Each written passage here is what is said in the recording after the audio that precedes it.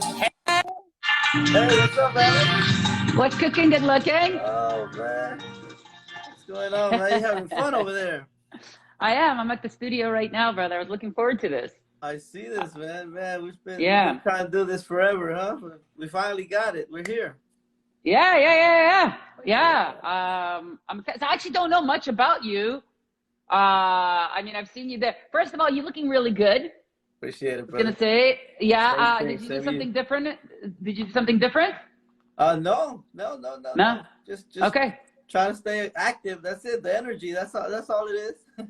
I feel like something you did different with the facial hair, though. I think you Well, made I it a little used bit to, tighter. yeah, I used to have facial hair back then, but I cut it Yeah. off for a while there. Yeah. I Yeah. let Yeah. my hair grow, but yeah. Grow back. Yeah. Okay. Well, anyways, you're looking good. I should just leave it at Thank you, that. I man. should stop Appreciate it, guessing. It's brother. a You bad too. habit. Thanks. Yeah. Yeah. What's up, man? How you been? I've been blessed because we're starting our classes, our in-person classes in next week, actually Tuesday. So we were on a break for January. They did another lockdown in Canada, Oh, wow. and now I get to just see my kids again and Great. spend my evenings just teaching, having fun, and doing what I Yeah, love. that's Yeah, man. awesome, man. How's the Yeah. business up there? Is it good? Is it going good? In spite of everything, yes. So, Awesome. like for a business that relies heavily on on people touching Yeah. during a pandemic, strangers Okay. touching during a pandemic, we're doing well. We're doing well in those circumstances. Yeah. I mean, That's I'm still great. open, right? Like I'm still open. We still haven't shut down, so Yeah, that's a testament to how we're doing. that's awesome, man. Well, that's great because Yeah. we're here to talk about impact, a part of our movie Mm. makers. For everybody that's watching and don't know who we are, we are part of the movie makers with Evan Carmichael. And so we're here to talk about impact. It's our monthly challenge. Hmm. So man, it's interesting. So tell me what has been like the some moments that impacted your life. Whew, a lot. That's a big question. Okay, well, let's start at the basics. I mean, I think the thing that had the most big, like the biggest impact, and it wasn't one particular moment, but it always kind of was like a blanket overlaid, was just me feeling lonely. I think Hmm. loneliness had the biggest impact on my life, Yeah. and that I didn't feel like I belonged. Right. And I remember that, well, I was 13 years old, and I'm walking outside my high school. It was like lunchtime, and I was picturing all my friends. So I had friends. Not like I didn't hang out and play baseball and all that stuff. Yeah. I did all those things, but I imagined my group of friends, and I was like, there's the leader, the cool guy, the handsome guy, the guy who girls like, and then there was the guy who was the sporty guy, and then there was the funny guy, and I was like, I, I was never good at anything specific, and like I Yeah. was like, what's my place? Like, where do I belong? Like, I didn't feel like I was needed in that group. Mm. And so I remember thinking that when I was little, and then I looked up into the sky, and I imagined myself being 93 years old and alone, like alone, like nobody will love me. I'm gonna be by myself. And I remember it just I started crying, because it's like, I don't know if you've ever been bullied, but like it's like the one of the worst bullies is the one you live with every day, and that's the one in here. Mm-hmm. And so, like, and that bully says things that are kind of true, because what he's doing is, or she's doing is, they're commenting on all the things you're insecure about, and heightening and elevating them, saying that who you are now or what you're struggling with now is what you have for the rest of your life, right? Like they're shaping your not only current reality but your future. And so it's like I'm crying because like I'm being bullied by my own inner insecurities, and so it was rough. It was rough. So that had the biggest impact, because that kind of shaped the the person that I became, and my mission in life and all of that. Yeah. So how was you able to get out of it? Like what happened? Like how did you change? You say, you know what, this is Oh my it. gosh, This is dude, I'm enough. still struggling with that. I wish. Yeah. I wish. Well, okay. Here, if we could be like, what are three tips I could give to people on how I transfer? So, you know, The one thing that I had to learn to accept, and I think everyone should, is we all want to be part of a tribe. Mm-hmm. And I don't care if you're introverted or extroverted. It's in our DNA. Like it's in our DNA. It's embedded in us. Like cave people times that we want to feel we're part of a tribe, because when we're part of a tribe, we feel safe, secure. It's unconscious. Our resources can be taken care of, right? It's like, and what happens is, when I was little and I was thinking about like, I don't have a place in the tribe. What I didn't realize was, well, I can create my own tribe. At that point, it's hard to, right? Like you're like, well, how do I create a place that people want to be a part of? Well, the first thing you got to accept is you may have to be alone for a little bit, but that doesn't really help if you already feel lonely. Because that was my thing. Like my thing that I struggled with was I would pick, I would try to fit in so I wouldn't feel alone. But the irony is I still felt lonely. Like you don't have to be alone to feel lonely. You could have a lot of people in your life and still feel lonely. Mm. And you look at the person who who's the guy who Robbins who killed himself? What's his name? The actor. Robin Williams. Robin Williams. Yes. I was like Robbins. So amazing human being. Hi, hola. Amazing human being, and he there's a lot to be said about him dealing with depression and all that, and like the fame that he climbed. But like, I believe in my heart, like the biggest trauma is we feel that we don't belong in this world, that we feel lonely. Mm. And so the first thing I did this unconsciously, so I started to play Chinese chess, of all things. I fell in love with it. Yeah. And then I created a high school club. Wow. When I was like 17, and I started to create a club, and people would come and join that club, and I would teach them. And so I started to form my own tribe. And then when I went to university, I created a university Go club there. And like, when I think about like the unconscious thing was like, I fell in love with something, and either I went to something that already existed as a system, or I created my own. And it's like, well, how do you even get there? I think the first and most important thing is go and do things that fill your curiosity. Mm. Go explore. Because I think the hardest thing is if someone tells to me, it's like, go make $1 million. And I'm like, oh, how do I do that? Yeah. I don't know. Go find a job, right? Like, it's the result I'm trying to chase. And it's like, oh my God, like that's not an easy thing. But if I said, just go and explore new hobbies and things that will light you up. Mm. Because what I found is when you go and you chase, if you go and you chase things that make you curious about the world, that make you curious about others, somehow you find there's always a group of people that are already doing it. Mm-hmm. Right. And that's the thing. It's like, there's micro tribes everywhere, but it's like, but I can't see them. It's because you're not doing anything but sitting in a dark hole, like I was many times. So I'd say that. I think the one is accept that we all want tribes, and there's nothing wrong with that. Sending good vibes from Finland. Sending good vibes from Toronto. And Erasmo, where are you at? You're in the States, right? I am in Texas. I'm in Texas. Texas. Yeah. Awesome. Okay, so love from Texas as well, right? Texas, yeah. But that was the thing. So I think that I think that's first. First is accept that there's nothing wrong with wanting to be part of a tribe. There's nothing wrong with that. Mm-hmm. But just always remembering that, and I had to learn this, that the opposite of belonging is not that you don't belong. That's not the opposite of belonging. The opposite of belonging is fitting in. Because fitting in asks you to be someone you're not in order to get the love that you want and safety from the tribe. Yeah. It's like, no, you act this way and then you can fit in, right? Mm-hmm. And so for me, I had to learn, okay, well, then there must be other places where I can do that. And I did this unconsciously. It wasn't like, oh, I'm focused on building this tribe and whatever. I just instinctually was like, I want to help other people. I want to teach other people to play. And through that, I met my first girlfriend. I remember my first girlfriend I met her in the Chinese chess club. And so I'm playing Chinese chess, and it was all guys, right? It's all guys. And so we're playing, and this girl walks in, and time slowed down. Why do birds suddenly appear, right? I was like, oh my God, she's so beautiful. And I was like, she's mine, right? She's the only girl who ever walked through that door. It was the only girl. Anyway, but yeah, it's like how do you make friends? How do you have a tribe? How do you make connections? Go out and do things that you'll enjoy, and like that's why I think dancing is so amazing. Yeah, because it gets you out of your head. I think, and my mom said this in her own wise way. She said, I said, Mom, I'm kind of sad or whatever. She said, okay, she's like, you need to go get a job. And I was like, how does that help? She's like, you just need to be busy. It's like, can't be stuck in your head.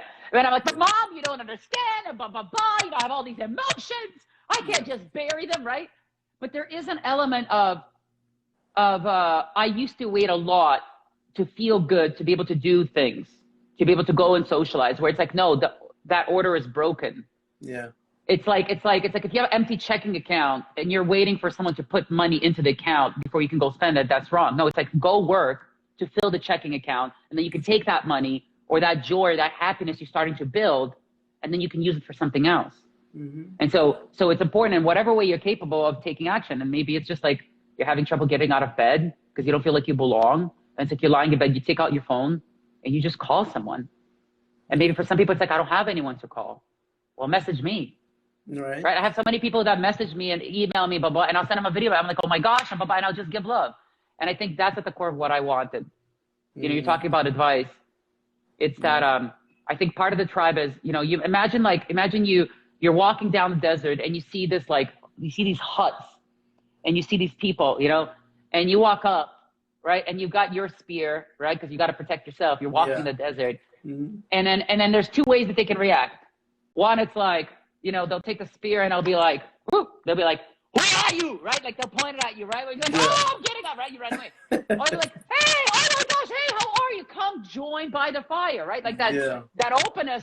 And now you're like, this is weird, right? Like you're not comfortable with this, but you're like, so you're holding your spear and you sit down by the fire and you're just watching everybody and you're like, I can't trust anybody, right? And they're all just friendly. It's like, oh my gosh, do you want some food and blah, blah, blah. And I think at the core is this idea of openness and having this inviting energy. And it's like, we all want that. And we unconsciously feel that. Like, you know, when you go to a restaurant, you know, you can feel by their energy if they want you there.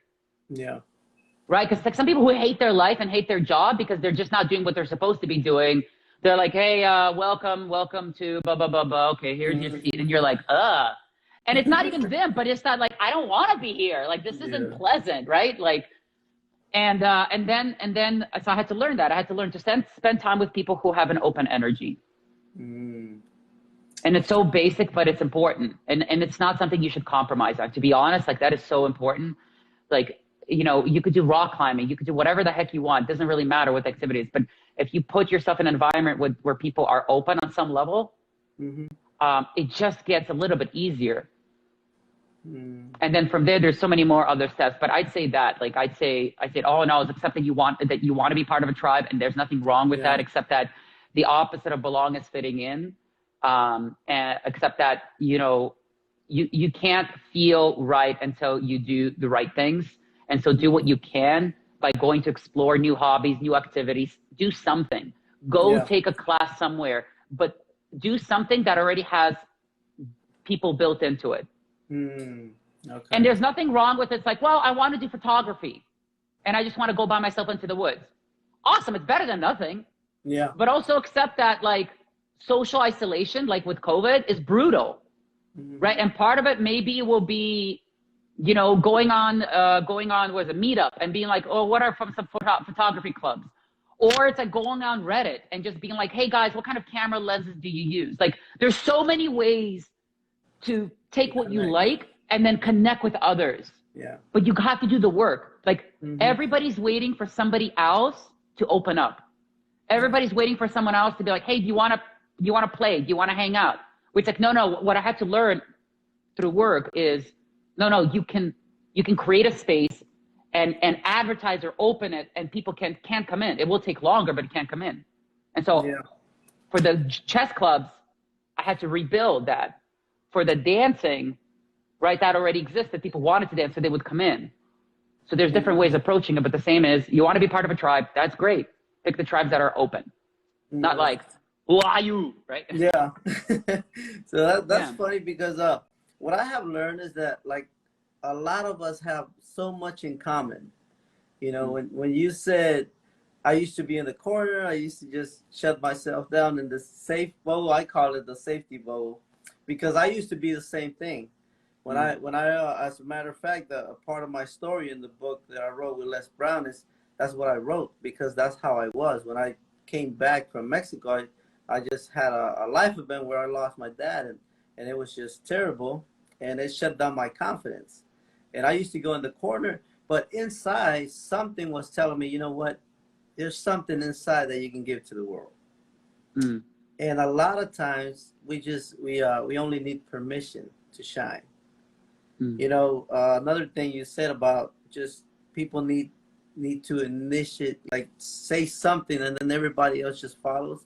Well, one time I went to this event in Florida, and we was on an elevator, Mm. and it was three of us in there, and we was all the way in top of the floor, right? And nobody said nothing for a few seconds. Everybody was quiet and just, you know, on their own world. And Mm. I remember I said, "How you guys doing?" Because that's my fear, like talking to people. And so I said, you know what? Because I don't want to do it. I'm gonna do it, just like Evan tells us all the time. So Yeah. I said, "How you doing, guys? You know, what are you here for?" Blah blah blah. Everybody started saying. I mean, everybody started talking. We exchanged phone numbers. We created this relationship. But Wow. the funny part is that one guy said, "You know what? I was scared to say something. I thought that you guys wasn't gonna say nothing, or I was scared to speak up." And that's just funny, because a lot of us, we just need to cross that barrier. We need to cross that barrier, and action. I love what you said about action. You know, just do it. Go out there, do it, do it, do it. Because if you don't, nothing happens. You know, you're always stuck in this bubble. But yeah. And let me ask you this, like on a scale of 1 to 10, and 10 being like I'm about to die, and 1 being brushing your teeth, like in difficulty. When you were in the elevator, what number would you give it? What would be your anxiety and tension, like out of 10? It was probably like a 7. I It's have a probably like a theory. 7. I Uh-huh. have a theory, right? So for this is a really good theory, you know, because we're talking about action and whatever, and it's like our threshold, like my threshold for discomfort now is higher, as in like I can handle more discomfort now than I could before because I built up a muscle of that. But so I think two the super important thing that I was taking away from what you were saying was, one, you have to catch it. Yeah. Like most people, they don't catch the voice that's happening in their head that tells them to play small. But the second is to take action. And so what I say is, you want to make massive change, pick things on the anxiety scale anywhere between 5 and 7.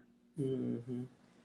If you pick too many times when you're doing, and so like a 7 for you could be a 12 for someone else talking in an elevator. Mm-hmm. And so it's like, it's not the solution that's important, but it's catching the feeling of I want to retreat, but this place that I'm retreating from is ultimately where I feel my freedom is. Like, this is where my happiness, to be able to talk to people, that's where my happiness. Awesome. That's the mountain you want to climb.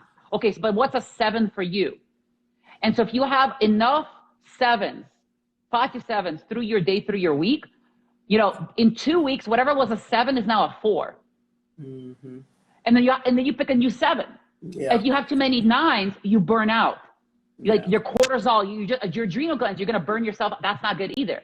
It's great to have sometimes a 9 and a 10 where it's like, oh my God, I'm about to die, but I'm going to try this. But when you have too many of those, you burn out. If you have too many 2s or 1s, you lose muscle mass, right? You think of like willpower and all that. Like you lose, it's a muscle. You don't use it, you lose it, right? And so it's like you go down to a 2, and then what used to be a 2 now feels like a 9. Mm-hmm. It's like you used to lift 60 pounds, then you go back to lifting 30 pounds, and it's like 60 in about a month is going to feel like it's going to kill you, right? So it's like, but so my theory is, if you want to see change, pick, you know, fear, whatever fear you have, it's like pick 5 to 7, that difficulty range. I find that's a sweet spot for really good growth, where you're proud, because you felt proud of yourself, right? Like in that moment, you're like, I effing did it. But it wasn't like you were going to faint and pass out. Yeah. So, so on that, I have to, like, I gotta be honest. Like, when I started personal development, I was super, super, super shy, and I actually went past the 7, because when I went to my first event, it was like like a 12, like you said, Yeah. like a 12, because I was so nervous and so scared of going in there. But that when I got out of there, that 12, that turned into like a 3. Yeah. You know, because I went in Yeah. there and we had a conversation and everybody was nice and talking, and it just turned into a 3. And this is the important part. Like if you have too many 12s, you burn out. But if you hit a 12 and you have a good network or support system or people that you feel like they got your back, even though you're out of your depth, Yeah. that's a really good thing. Right. And so it's like this is again where the tribe thing. It's like if you go fight a lion, you know, it's like a lion will rip your face off. Yeah. But you have a team, even though it's a 12, you can handle it. But if you're like, here's a spear, you're like, okay, there's a pack of lions, go kill one. Okay, who's coming? Yeah. No, we're gonna chill. You got this. Yeah. You're like, and you got this little spear. Now it feels like a massive spear. It feels like this. It feels like a toothpick. You're like, Yeah. I gotta kill that. Right? Just like, Yeah. But that's important. That's important. And so like when students come to my classes, like some of them, like me, when I started the school, like they're deathly afraid of dance. They're deathly afraid of people judging them. And it's like for some people, I have a student, and the student joined with their parent. And like in this class, the student was just like, I could see like high anxiety, barely would talk, super anxious. But every time I would give just a little bit of love to this person, they would light up. So I saw this person, the student, come back. And I was like, oh my gosh, I'm like, I was shocked. I thought this person was gone. I'm shocked. Yeah. I'm like, oh my gosh, what made you come back? And the person said, I don't want to give up. I was like, okay, cool. Is your parent coming with you? And the person's like, no, I'm going to come on my own. And I was like, oh, wow. Like, but that's the thing. Like, they're still too scared. Like, they're still not at the level where they can talk, but they're talking now more than they did before. And so like, that was a 12 for this person. But it became like maybe like a 7 or an 8 because there was a good loving support system, like cheerleaders. And then it's like the person has to decide. It's like, okay, can I keep coming back to this? Like, can I handle this?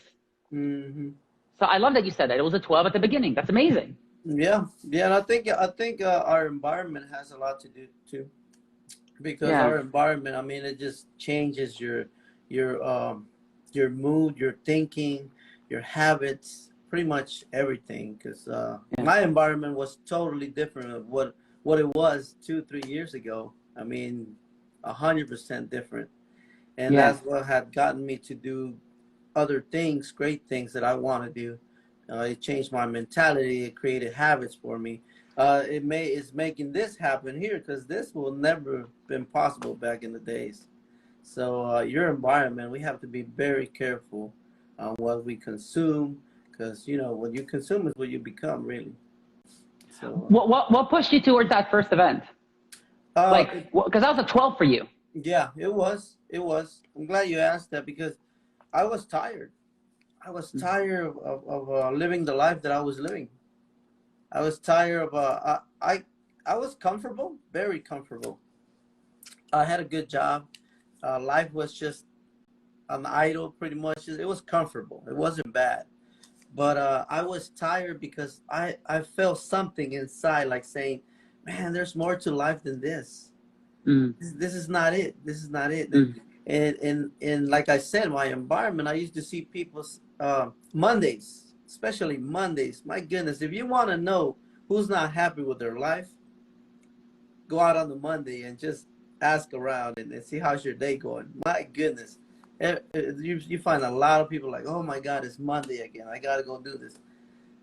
It's crazy because they tell me that I'm crazy because I get excited. I tell a little joke that I said, man, 1 week should be 11 days. I said, because 5 days is not enough for me. But it's exciting to do what you want to do. And I was tired of that. I was tired of not doing what I wanted to do, but fulfill me. And I said, you know what? It's time for a change. And that's what pushed me to go in there, because when I went in there, I remember walking to the door and I stopped and I went to the restroom to catch myself, because I could not walk in that door. And I went into the restroom and I took some air and I washed my face, and I was nervous, sweating. And I said, you know what? I have to do this. I have to go in there. And I got out of the restroom, walked in the door, and when I walked in there, it was like they put like cold water on me, just. And but I went in there, sit down, and once somebody started talking to me, that was it. Mm. That's where I knew that I broke that barrier. And then after that, I just started networking and going here and going there, learning habits, learning from people, and Mm. that's how I got out of there. But yeah, Mm. but I was tired. I was tired of the life that I had.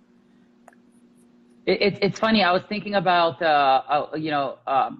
I was listening to a podcast about how do you break addictions. And I think there's a very similar pattern. So for me, I think of like when I started to like lose weight, like I started to like get more healthy, right? Like Yeah. all those little moments.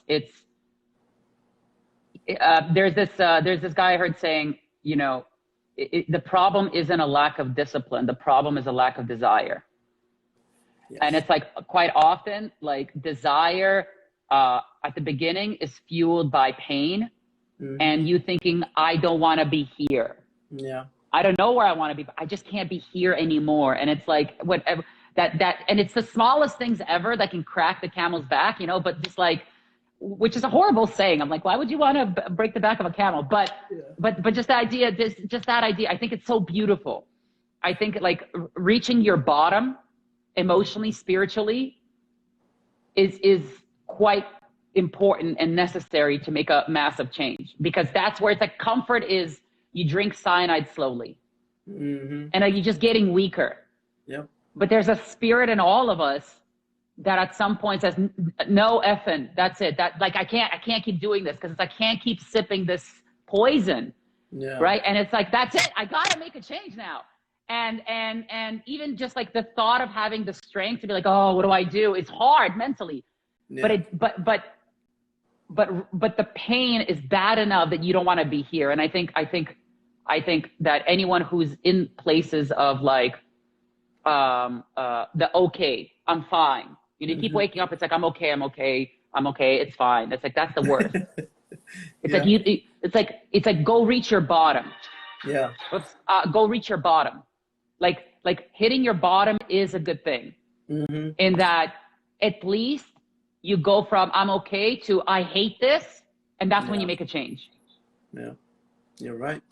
You're right about that one, because I have a joke that I always tell my family, is like, because every time I call them, they're like, oh, I'm okay, I'm doing fine, I'm fine. I say, well, you know what? I don't know where all these bad news come from, because everybody that I ask how they're doing, everybody's okay. So, but yeah, you're right. Desire is what's gonna drive you. That's as a matter of fact, that's my quote. Like my quote is, "Desire is the vehicle of life. You are the driver." Because it starts with you, but you have to have this desire to change, because if not, nothing's gonna happen. And once you have it, you have to take action. There's no way out of that. And so this is what I want to add to it, because I've been thinking about it. Like, there's still things I struggle with. It's like I haven't fully committed to the growth mindset life. I haven't fully committed to being the world's best instructor. There's still things and I think naturally for me, what happened was, whether it's food or whether it's pornography or something else, as soon as I'm faced with my own inadequacies, I tend to run away from that and numb myself or distract myself with things that don't let me feel it. Where I've learned is like the biggest changes came from me being at the depths of unhappiness and actually staying there long enough to feel the weight of it and like let myself suffer. Yeah. And this is important. As I'm talking to you, I'm like trying to formulate these thoughts. But what I will say is, it doesn't mean suffering as in I'm garbage, I'm not worthy, I'm nothing. That's not the suffering I mean. I mean suffering as in, it's like, why am I still here? It's important to ask yourself the right questions when you're suffering, right? Because like you have to make sense of it, and how you make sense of it will help or help you or break you.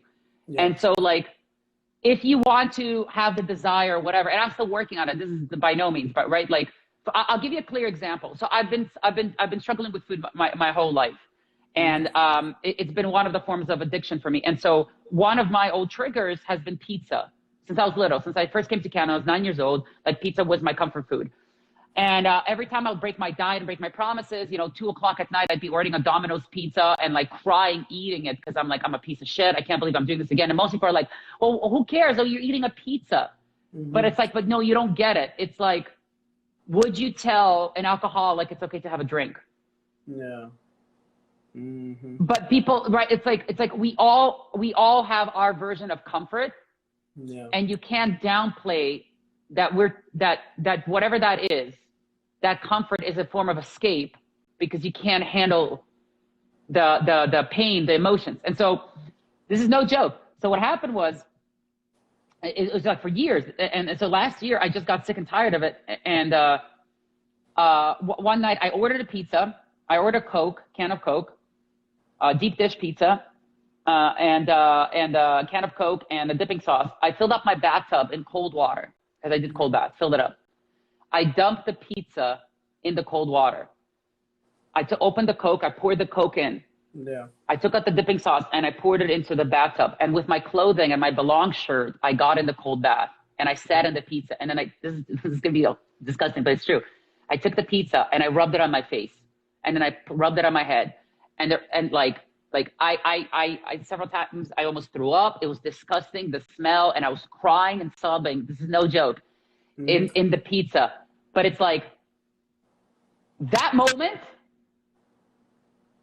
and like that moment pushed me to the edge of Aleks doesn't eat pizza. And so my identity shifted then. It took a lot of steps just to get there. Yeah. But I had to stay in it. Like this is what I talk about, like staying in it. Stay in the stink. Stay in the stink because you want your freedom. Where most of my time I avoid the stink.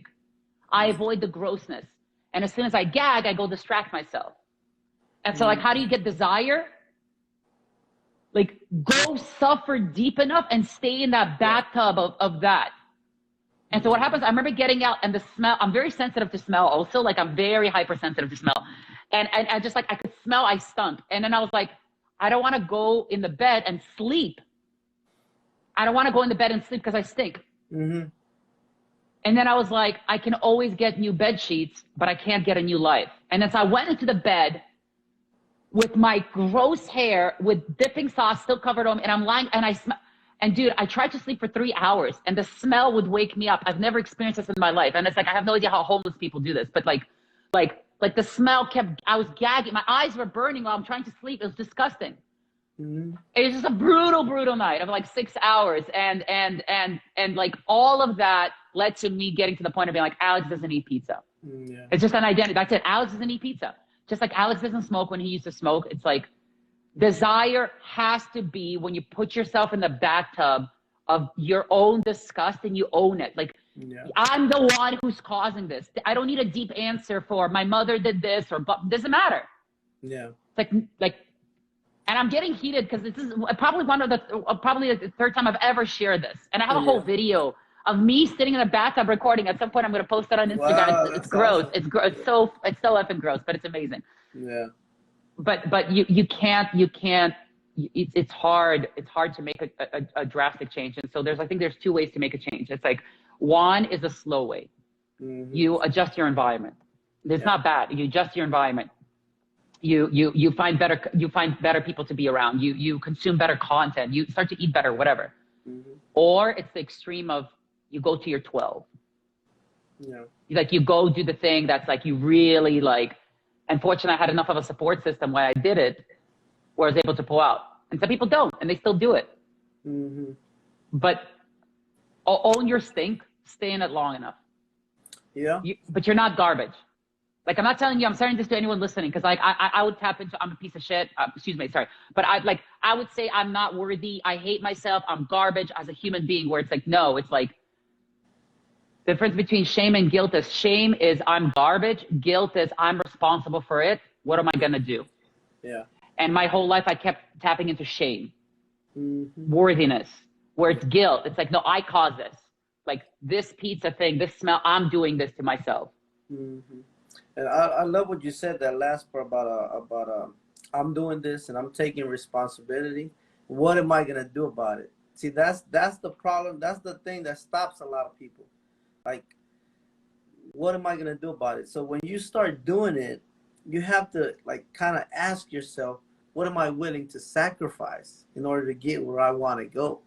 Because that's where a lot of people fall off. You know, we get motivated, we get excited. Oh yes, I'm gonna change. But then when it comes to I'm not gonna eat no pizza no more, man, am I willing to sacrifice the pizza or the good moment, the good feeling for it? You know, and that's Yeah. where a lot of us fall off there. So we gotta ask ourselves, like, what am I willing to sacrifice? And it's very difficult to be completely honest with ourselves because a lot of times we just want to lie to ourselves and say, you know what, I'm good, I'm great, when I'm really not. So, but yeah, just I hope this helps somebody. Yeah. Yeah, I think lying is very dangerous. To be honest, I'm being fully honest. So every day I track myself and I rate myself out of 10. Now the goal is to get a 10 out of 10. And I have certain goals I have to hit. One of those is be 10 minutes early for every meeting. Mm-hmm. Our meeting was supposed to be at 12 p.m. And I'm sitting at the chair. I'm exhausted and I didn't get enough sleep. And it's 11:57. Oh man, it sucks. It hurts so much to say this out loud right now. This is so good. So I checked the time and it's 11:57 and I'm like, let me just check my calendar. Because in my mind, I'm like, man, I just want to go home right now and take a nap. And I open my calendar and I'm like, oh, I have a meeting with you, with Erasmo. Mm-hmm. And so I rush up, I get my phone out, blah, blah, blah, blah. And as I'm doing this, and part of the meeting we're talking, in my mind, it said, you weren't 10 minutes early. It doesn't count. Mm-hmm. And it's like, I kept looping that in my head. You're not 10 minutes. And as we were talking, there were points I was trying to convince myself. It's like, dude, no, but you're at the meeting, blah, blah, blah, blah. But no, that's not it. That's not how it works. Mm-hmm. It's not how it works. And it hurts a lot because I really wanted a 10 today. I didn't get a 10 yesterday. I didn't get a 10 before that. And it's demoralizing when I'm not living the life that is up to my standards. Mm. But what's worse, I heard Jordan Peterson say this. He said, tell the truth or at least don't lie. Yeah. He says, when you lie, you make yourself weaker. Yeah. And I love that line. It's like, no matter how much I try to convince myself, every time I try to convince myself, I'm making myself weaker. Mm-hmm. Okay. And so that's the danger of because I was just trying to, like, as we're talking, I'm like trying to convince myself how I can give myself that point. I was trying to, but here's the thing. It's the same thing with pizza. It was the same thing with pornography. It's the same thing with anything and everything where I want to look away from my stink. Mm-hmm. It's my stink I'm trying to look away from. Don't lie to yourself. You stink. Yeah. Not you as a human stinks. Yeah. Like, you stink. You're stinking up this place. Well, what do? Well, stop doing it. But the first thing is you can't lie to yourself that you don't stink. Yeah. Yeah. So going back to what you said about you're trying to convince yourself, you know, Yeah. that you're I was not just bad doing it. because it wasn't Yeah. 10 minutes, right? So Yeah. but you answer your same question because all you gotta ask yourself is, what am I gonna do about it? And you said it earlier. Yeah. So I think that's a great way to get out of that stage because you're like, okay, I wasn't 10 minutes early, but what am I gonna do about it for my next IG live, right? Mm. So yeah, I think that will help because we can't do anything about what's gone. What's gone is gone. The past is the past, but we can fix the present and we can fix the future. Right. Yes. Yeah. And like, and so I'm reading this book by Trevor Moawad. He's like a mindset coach. Mm-hmm. And he was saying that it's not about positive thinking. It's about neutral thinking. Like when you're going in reverse in a car, you can't switch to drive. You have to go neutral first. And neutral is rational thinking. Mm-hmm. And so it's like our brain, what it does is emotion is a form of a bias. It's not that emotion is bad. It's not that you shouldn't be emotional, but it's like as we were in this meeting, I kept trying to tone down that voice. Yeah. Of like, no, it's a point. No, man, no, it's okay. It's okay. It's right. Like just, but the guilt was eating me up, and the guilt is not bad. Mm-hmm. The guilt says, you know, I'm trying to think of a nice, I pooped the bed, Mm-hmm. right? So it's like, I'm lying in my poop and I'm like, no, it's okay. It's just Nutella. No, it's not Nutella. Yeah. It's not, it doesn't smell like Nutella. Yeah. It's just because it's the same color. I know it's gross, but I'm like, and so I do want to say, like, it's like, own that it's not Nutella, right? Because that's me trying to convince myself that something smells and doesn't. And so for me, what Trevor Moawad said was, what Trevor Moawad, sorry, go back to it. He said, neutral thinking is you don't live in the past. You say, okay, the last hour, the last 5 minutes don't have to reflect what it is I have to do now to have the future or end result that I want. Yeah. Now I can't get a 10. There's no way I can do that. Okay. Mm-hmm. But what do I do now so that I live with my integrity? Exactly. Mm-hmm. And that's where the brain tries to create biases. Like now it's like me respinning and being stuck in, I'm garbage. Blah, blah, blah, blah. No, it's like, no, now I get to get angry. Yeah. And be like, okay, but here's what, actually even anger, I'm saying it out loud, you know, it's like even anger is a bias. It's like, no, neutral thinking. What do I got to do now? Okay, we're past by 13 minutes in this meeting. Yeah, okay, so you see, like this, so we got to go wrap this up. Yeah. We got to end this. But that's the thing, right? It's like my judgment of time is not good. Yeah. And so that's why I have the 10 minutes. This is a reminder. It's like, that's enough, Alex. Shut up. Let's end this. And let's go to the next thing. Or else the whole day is going to be me chasing things that I didn't do that I promised I would. Well, yeah. Erasmo, I love you so much. Thank you for this. This is really pleasant, and this is what needed. Thank you so much, Alex. I appreciate it. And hey, I'm here for you, brother. Whenever you need something, just reach out. You know. Thank you, brother. Likewise. Right. Thank you so much, man. Have a great day. You too, brother. Thank you. Appreciate it. Bye. Bye-bye.